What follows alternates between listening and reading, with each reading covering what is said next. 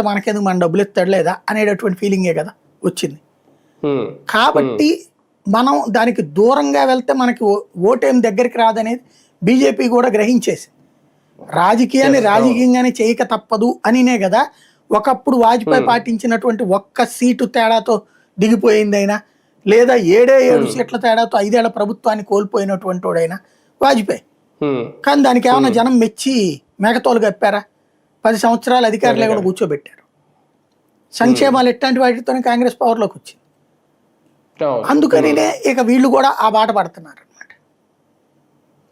అది రేపొద్దున ఇవన్నీ చూసి ఆంధ్రప్రదేశ్ ఎలక్షన్ వస్తే జగన్ కూడా ఈ స్థాయిలో హామీలు చూపిస్తే నడవదేమో.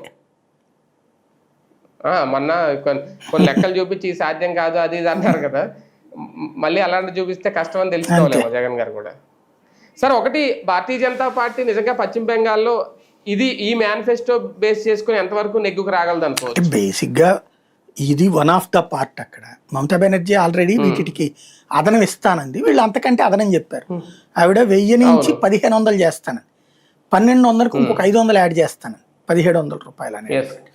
అట్లాగే మహిళలకి అమ్మాయిలకి 25,000 రూపాయలు పెంచుతాను ఇంకా అంతకుముందు. అంటే జగన్ ఇదివరకు తను చేసిన సంక్షేమ పథకాలకు అంతకంటే కొంచెం పెంచుతాను అని చెప్పాడు కదా, అట్లాగే చెప్పింది ఆమె కూడా. అంతకంటే ఎక్కువ ఇస్తాను, డబుల్ ఇస్తానన్న చంద్రబాబు కోట్లేశారు కదా, మరి అట్లా ఏమన్నా బీజేపీ వస్తుందేమో చూడాలి అక్కడ. అంటే మొత్తానికి మమతా బెనర్జీ ఓటు బ్యాంక్ అయితే ఎంతో కొంత చిల్లు పడుతుంది, పెట్టడానికి ట్రై చేస్తున్నారు. చూడాలి, దీని అవుతుందని నేను నమ్మట్లేదు, చూద్దాం ఏం జరుగుతుంది. రైట్ చూద్దాం.